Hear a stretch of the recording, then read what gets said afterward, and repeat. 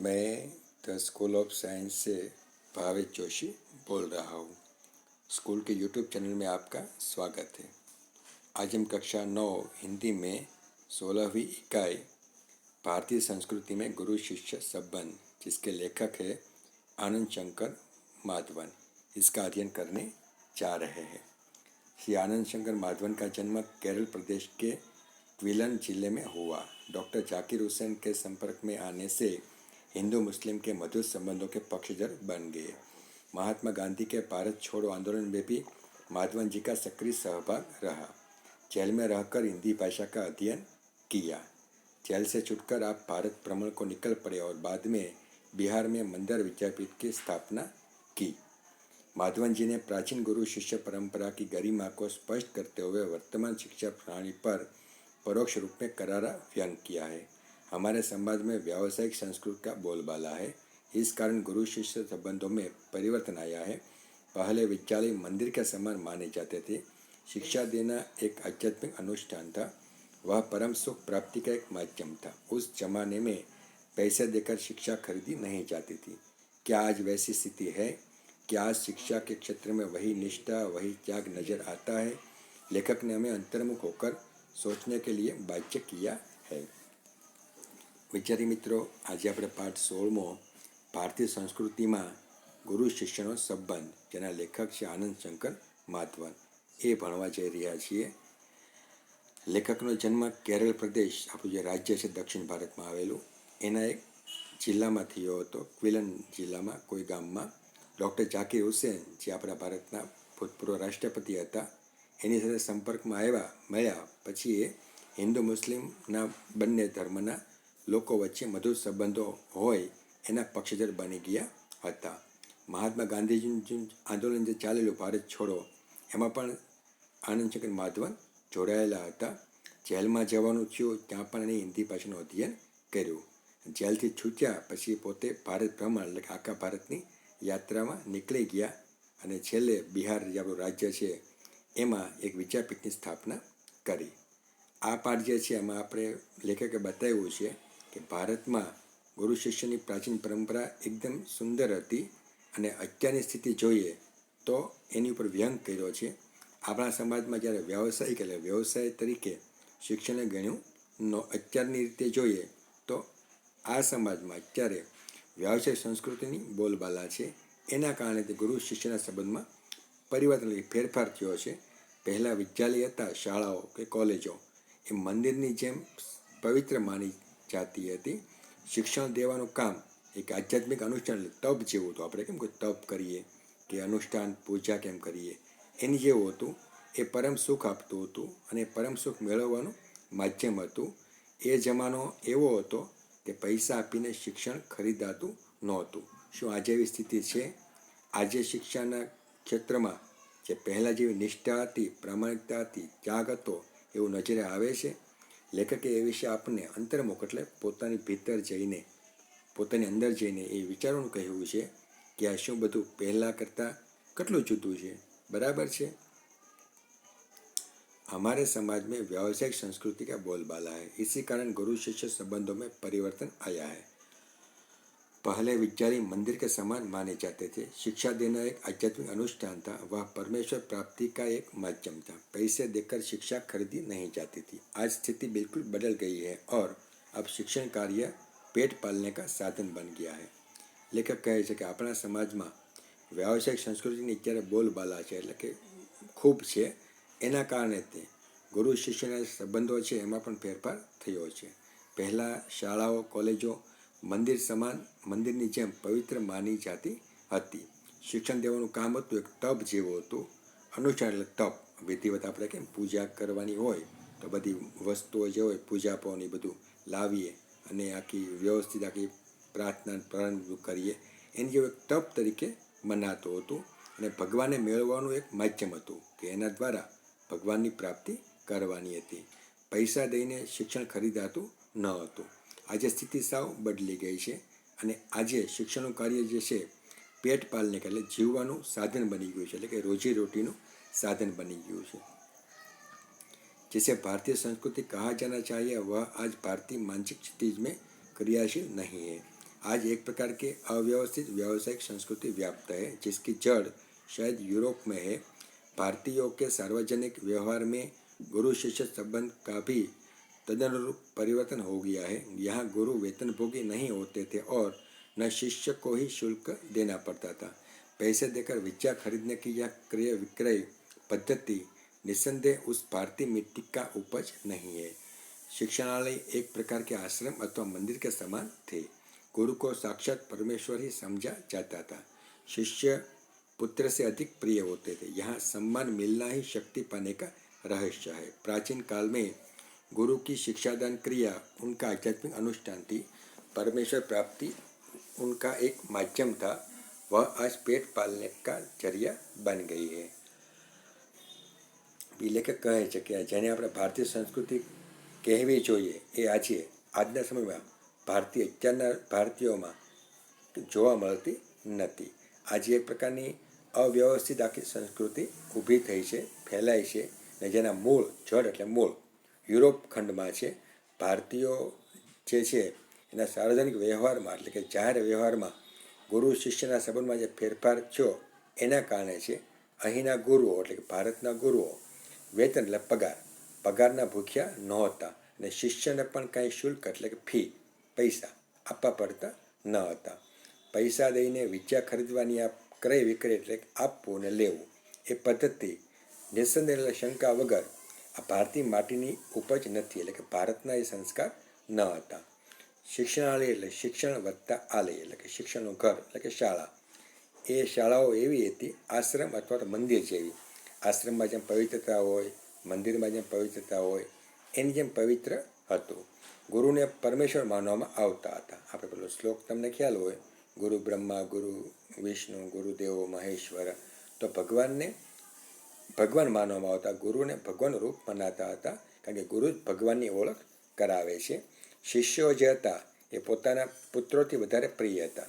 ગુરુના પોતાના પુત્રો હોય એનાથી વધારે એના શિષ્યો એને પ્રિય હતા. અહીંયા સન્માન મળવું એ શક્તિ મેળવવાનું રહસ્ય હતું. પ્રાચીન કાળમાં ગુરુ જે હતા એ શિક્ષાદાન કરતા, પણ એ આધ્યાત્મિક અનુષ્ઠાન જેવી હતી, એટલે તપની સમાન. પરમેશ્વર પ્રાપ્તિ એનો મુખ્ય હેતુ હતો કે એના દ્વારા ભગવાન મળે.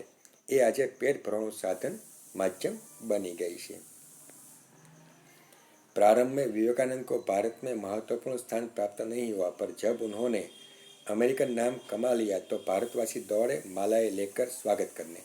रविन्द्रनाथ ठाकुर को भी नोबेल पुरस्कार मिला तो बंगाली लोग दौड़े यह राग अलापते हुए अमादेर ठाकुर अमादेर कठोर सुपुत। दक्षिण भारत में कुछ समय पहले तक भरतनाट्यम और कथकली को नहीं पूछता था, पर जब उसे विदेशों में मान मिलने लगा तो आश्चर्य से भारतवासी सोचने लगे, अरे हमारी संस्कृति में इतनी अपूर्व चीज़ें भी पड़ी थी क्या। यहाँ के लोगों को अपनी खूबसूरती नहीं नजर आती, मगर पराया के सौंदर्य को देखकर मोहित हो जाते हैं। जिस देश में ज्ञान पाने के लिए मैक्स मुलर ने जीवन भर प्रार्थना की, उस देश के निवासी आज जर्मनी और विलायत जाना स्वर्ग जाने जैसा अनुभव करते हैं। ऐसे लोगों को प्राचीन गुरु शिष्य संबंध की महिमा सुनाना गधे को गणित सिखाने जैसा व्यर्थ प्रयास ही हो सकता है। પછી આપણી ભારતીયોની માનસિકતા બતાવે છે કે આપણે આપણું જે હોય એને પહેલાં વખાણતા નથી, પણ જ્યારે બીજા કોઈ વખાણે ત્યારે આપણે પછી વખાણીએ છીએ. ઉદાહરણ આપ્યા છે કે વિવેકાનંદ સ્વામી અહીંયા જ્યારે ભારતમાં હતા ત્યારે એને કોઈ એના પ્રવચન કે એવું બહુ સાંભળવા જતું નહીં, અથવા તો ખાસ સાંભળતા નહીં, કોઈ મહત્ત્વ એને મળ્યું નહોતું. પણ જ્યારે એ પોતે વિવેકાનંદ સ્વામી ભારત તરફથી જે વિશ્વ ધર્મ પરિષદ ભરાઈ હતી અમેરિકાના શિકાગો શહેરમાં, તો ત્યારે ત્યાં એ ભાષણ આપવા ગયેલા તો એના ભાષણો ખૂબ વખાણેલા, લોકો એને સાંભળવા માટે આતુર બની ગયેલા, એના ભાષણોમાં ખૂબ લોકો ભેગા થતા હતા. તો જ્યારે એટલું બધું એને સન્માન મળ્યું, અમેરિકાનું નામ જ્યારે કમાયું, એટલે કે ત્યાં એને આટલા બધા સુંદર પ્રવચન આપ્યા, એટલે ભારતના લોકોને પણ ખ્યાલ આવ્યો. પછી તો લાગ્યું પહેલાં એટલા બધા સારા પ્રવચન કરી શકે છે, કરે છે. પછી એને એનું વિવેકાનંદ સ્વામીનું મહત્ત્વ સમજાયું. અને પછી જ્યારે વિવેકાનંદ સ્વામી ભારત પાછા આવ્યા ત્યારે એ લોકો, ભારતના લોકો માહોલ દોડ્યા એનું સ્વાગત કરવા માટે કે એટલા બધા તમે મહાન છો. પહેલાં ખ્યાલ ના આવ્યો, એને બધા વખાણ્યા, પછી વખાણ્યા. રવિન્દ્રનાથ ઠાકુર, જેને આપણું રાષ્ટ્રગીત લખેલું છે જનગણ મન, એ પણ પોતે દક્ષિણ ભારતમાં તે બંગાળમાં થઈ ગયા. તો એ પણ સુંદર, એને પણ નોબેલ પુરસ્કાર મળ્યો ગીતાંજલિ સંગ્રહ ઉપર. તો ત્યાં સુધી એની કવિતાઓને વાર્તાઓને એટલું બધું માન ન મળ્યું. જ્યારે નોબેલ પુરસ્કાર મળ્યો અને પછી બંગાળના લોકો તે દોડ્યા એ બોલતા બોલતા કે અમાદેર ઠાકોર અમાદેર કઠોર સુપુત, ત્યાં સુધી વખાણા નહીં, પછી વખાણવા લાગ્યા. દક્ષિણ ભારતના નૃત્ય ભરતનાટ્યમ અને કથકલી, એ નૃત્ય મજા આવે જોવાની એમ. તો એ પહેલાં કોઈ વખાણતા નહોતા, પણ વિદેશોમાં જ્યારે વખાણ થવા લાગ્યા, એના શો યોજાવા લાગ્યા, પછી ભારતવાસીઓને આમ આશ્ચર્ય થયું કે આપણી સંસ્કૃતિમાં આટલી સુંદર ચીજો હતી, ખબર નહીં. પહેલાં ત્યાં સુધી ખબર ના પડી, પણ વિદેશના લોકોએ વખાણી, પછી વખાણી. તો મૂળ વાત કે અહીંના લોકોને પોતાની ખૂબસૂરતી હોય એ નજર આવતી નથી, પણ બીજાનું જે સૌંદર્ય હોય, સારું સારું હોય, એ તરત જોવા લાગે અથવા તો એના વખાણ કરવા લાગે. મતલબ આપણે આપણું વખાણતા નથી, બીજાનું જોઈને એમાં આભા બની જઈએ છીએ અથવા તો એની પાછળ આમ પાગલ બની જઈએ છીએ. જે દેશમાં જ્ઞાન મેળવવા માટે મેક્સ મુરલ કે એક વ્યક્તિ હતી વિદેશની, એ પ્રાર્થના કરતી હતી કે મને ભારતમાં ભણવાનું સ્થાન મળે. ભારતના આશ્રમો છે, શાળાઓ હતી, એ સમયે વિદ્યાલયો હતી, નાલંદા, તક્ષશિલા, વલ્લભી, તો એ આટલી બધી પ્રખ્યાત વિદ્યાલયો હતી, એમાં મને ભણવાનું સ્થાન મળે. એ પ્રાર્થના કરતો હતો અહીંયા ભણવા માટે. એના બદલે આજે ઊંધું થઈ ગયું છે કે આજે આપણા ભારતના લોકો તે જર્મની કે વિલાયત જવાનું સ્વર્ગ કરતાં વધારે સારું અનુભવે છે. એટલે હવે અહીંના લોકો વિદેશમાં જવા લાગ્યા છે, પહેલાં વિદેશના લોકો અહીંયા ભારતમાં આવતા હતા. અને એ લોકોને આ બધી વાતો કરવી, સમજાવવી, એ એવું લાગે છે ગધેડો ગણિત શીખાણી, એટલે કે ગધેડો હોય, મતલબ આપણે તમે જોયું હોય ગધેડું 4 પગવાળું પ્રાણી, ભાર વાહન માટે ઉપયોગી છે. તો એને ગણિત શીખવાડવામાં જે મહેનત કરવી પડે એવો પ્રયાસ થાય, એટલે કે ગધેડું ગણિત શીખી શકે નહીં, તો એવો પ્રયાસ લાગે છે. एक बार सुप्रसिद्ध भारतीय पहलवान गामा मुंबई आए. उन्होंने विश्व के सारे पहलवानों को कुश्ती में चैलेंज दिया. अखबारों में यह समाचार प्रकाशित होते ही एक पारसी पत्रकार ने उत्सुकतावश उनके निकट पहुंचकर उनसे पूछा, साहब, विश्व के किसी भी पहलवान से लड़ने के लिए आप तैयार हैं तो आप अपने अमुक शिष्य से ही लड़कर विजय प्राप्त करके दिखाओ. गामा आजकल के शिक्षा क्रम में रंगे नहीं थे, इसलिए उन्हें इन शब्दों ने हैरान कर दिया. आंखें फाड़कर उस पत्रकार का चेहरा ताकते ही रह गए. बाद में धीरे से कहा, भाई साहब, मैं हिंदुस्तानी हूँ, हमारा अपना एक निजी रहन सहन है, शायद इससे आप परिचित नहीं है. जिस लड़के का आपने नाम लिया वह मेरे पसीने की कमाई, मेरा खून है और मेरे बेटे से भी अधिक प्यार है. इसमें और मुझ में फर्क ही कुछ नहीं है. मैं लड़ा था, वह लड़ा, दोनों बराबर ही होगा. हमारी इस परंपरा को आप समझने की चेष्टा कीजिए. हम लोगों को वंश परंपरा से शिष्य परंपरा अधिक प्रिय है. ख्याति और प्रभाव में हम सदा यह चाहते हैं कि हम अपने शिष्यों से कम प्रभावी रहे, यानी हम यही चाहेंगे कि संसार में जितना नाम मैंने कमाया उससे कहीं अधिक मेरे पिता कमाए. मुझे लगता है आप हिंदुस्तानी नहीं है. પછી આગળ વાત ચાલે છે કે એક વખત સુપ્રસિદ્ધ ભારતીય પહેલવાન જે હતા ગામા, એ મુંબઈ આવ્યા. મુંબઈ એટલે આપણું ભારતનું મોટું શહેર છે, મહારાષ્ટ્ર રાજ્યમાં આવેલું. આપણે જેમ દેશની રાજધાની દિલ્હી ગણાય એમ આર્થિક રાજધાની ગણાય તો મુંબઈ ગણાય છે. એને વિશ્વના ઘણા બધા પહેલવાનો હતા, એને કુસ્તીમાં ચેલેન્જ કરી અખબારોમાં એટલે કે છાપાઓમાં સમાચાર પ્રકાશિત થયા.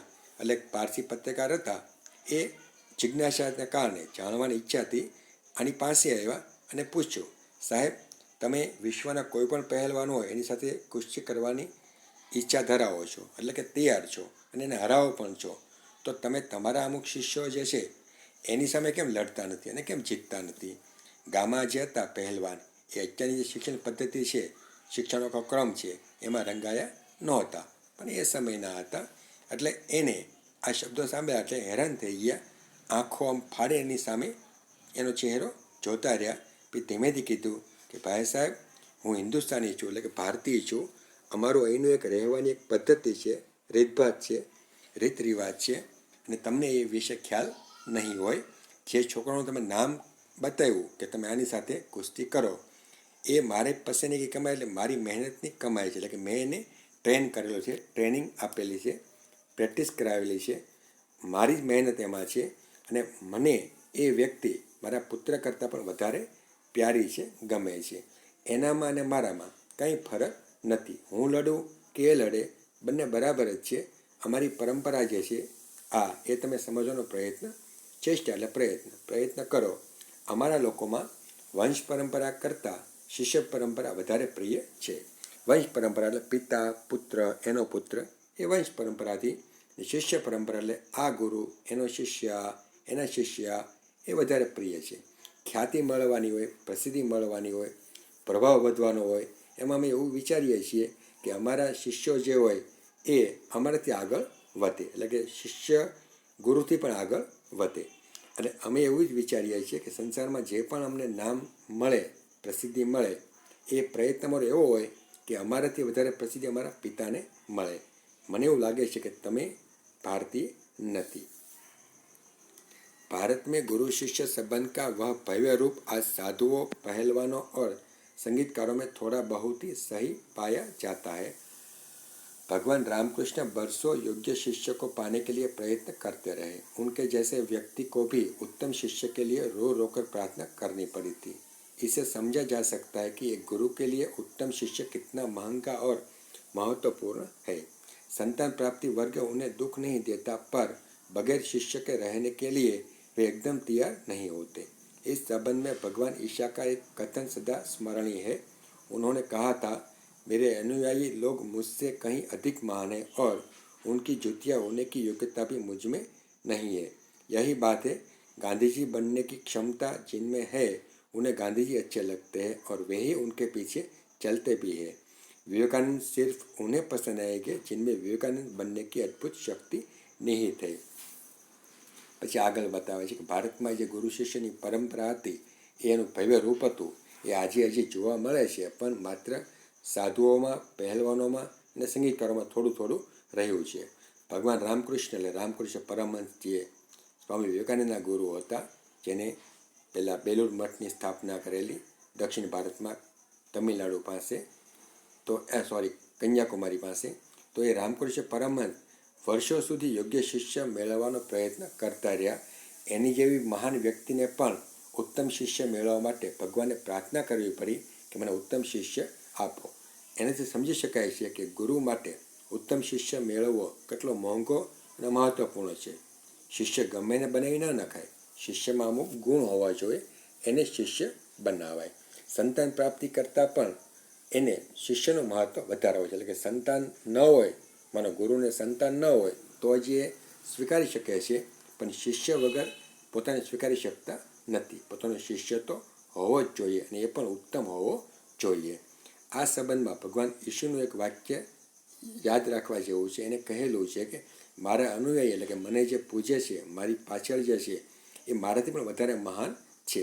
એના જૂતિયા એટલે કે પગના ચપ્પલ, બૂટ, એની જેવી પણ યોગ્યતા મારામાં નથી. એ જ વાત છે. ગાંધીજી બનવાની જેનામાં ક્ષમતા હોય એને ગાંધીજી સારા લાગે છે. એટલે ગાંધીજીને એ જ પસંદ કરે છે જેનામાં ગાંધીજી જેવા ગુણો છે, એ જ એની પાછળ ચાલે છે. વિવેકાનંદ સ્વામી એને જ ગમે છે જેનામાં વિવેકાનંદ સ્વામી જેવા ગુણ છે, એના જેવી શક્તિ છે. कविता के मर्मग्न और रसिक स्वयं कवि से अधिक महान होते हैं। संगीत के पागल सुनने वाले ही स्वयं संगीतकार से अधिक संगीत का रसास्वादन करते हैं। यहाँ पूज्य नहीं, पुजारी ही श्रेष्ठ है। यहाँ सम्मान पाने वाले नहीं, सम्मान देने वाले महान है। स्वयं पुष्प में कुछ नहीं है, पुष्प का सौंदर्य उससे आने वाले की दृष्टि में है। दुनिया में कुछ नहीं है, जो कुछ भी है हमारी चाह में, हमारी दृष्टि में है। यह अद्भुत भारतीय व्याख्या अजीब सी लग सकती है, पर हमारे पूर्वज सदा इसी पथ के यात्री रहे हैं. પછી એમ બતાવ્યું છે કે કવિતા જે વાંચે છે, સમજે છે અને એનું અધ્યયન કરે છે, એમાંથી રસ લે છે, એ મહાન છે. કવિ મહાન નથી. કવિએ કવિતા લખી, પણ એને કવિતા લખી અને સમજનારા લોકો મહાન છે, જે આ કવિતાને સમજી શક્યા છે. કવિતાઓ તો ઘણી બધી તમે જોઈ હોય, વાંચી હોય, પણ એમાંથી તમે જે સમજ્યા એ મહાન છે. તો કવિ કરતાં એને વાંચનારા, સમજીને એનું પાલન કરનારા મહાન છે. સંગીતના પાગલ લોકો જે હોય, સંગીત સાંભળનારા, એ સંગીતકારથી પણ વધારે મહાન કહેવાય. કારણ કે સંગીતકારે તો કોઈ પણ ધૂન કે ગીત બનાવ્યું પણ એને અનુભવ કર્યો, એનો સ્વાદ લીધો, એવા લોકો મહાન કહેવાય છે. અહીંયા પૂજ્ય નહીં પણ પૂજારી શ્રેષ્ઠ છે. એટલે કે જેની પૂજા થાય છે એ શ્રેષ્ઠ નથી, પણ જે પૂજા કરે છે એ શ્રેષ્ઠ છે. કારણ કે પૂજા જે કરે છે એને ખ્યાલ છે કે હું કેટલી મહાન વસ્તુની, વ્યક્તિની પૂજા કરું છું. અહીંયા સન્માન પાવાવાળા, મેળવવાવાળા કરતાં સન્માન દેવાવાળા મહત્ત્વના છે. કારણ કે સન્માનની કોઈ વ્યક્તિ હોય એ તો સન્માનિત છે જ તે, પણ આનું સન્માન કરવું જોઈએ એવો જેને ખ્યાલ આવે એ લોકો મહાન છે. એટલે કે જેને એનો આદર કરવો જોઈએ એવી જેનામાં સમજણ છે, વિવેક છે. ફૂલમાં કંઈ નથી, પણ ફૂલને જોઈને એને અનુભવનારા, એની સુગંધ લેનારા, એનું રૂપ સૌંદર્ય જોનારા એ દ્રષ્ટિમાં છે, એટલા પુષ્પને ચાહી શકે છે. બાકી પુષ્પ તો ખીલે જ છે છોડ ઉપર, પણ એને જોનારા, એનો અનુભવ કરનારા મહાન છે. દુનિયામાં આમ કાંઈ નથી, જે પણ જે છે આપણી દ્રષ્ટિમાં છે, આપણી નજરમાં છે. અને આ અદ્ભુત ભારતીય વ્યાખ્યા જે છે આપને નવીન લાગે છે, પણ આપણા પૂર્વજો આના ઉપર જ ચાલ્યા હતા. એટલે કે વસ્તુને પૂરેપૂરી અનુભવી હતી. उत्तम गुरु में जाति भावना भी नहीं रहती. कितने ही मुसलमान पहलवानों के हिंदू चेले हैं और संगीतकारों के मुसलमान शिष्य रहे हैं. यहाँ परख गुण की, साधना की और प्रतिभा की होती. भक्ति और श्रद्धा की ही कीमत है, न कि जाति संप्रदाय, आचार विचार या धर्म की. मुझे क्या लिखाया था एक विद्वान मुसलमान ने ही. उन्होंने कभी नहीं सोचा कि यह हिंदू है और मुसलमान बनाना चाहिए. पुराने जमाने में मौलवी लोग बड़े बड़े रामायणी होते थे और आज देहातों में भरत मियाँ, रंजित मियाँ आदि अधिक संख्या में दिखाई देते हैं. उत्तम गुरु હોય, ઉત્તમ શિક્ષક હોય, એનામાં જાતિ ભાવના રહેતી નથી.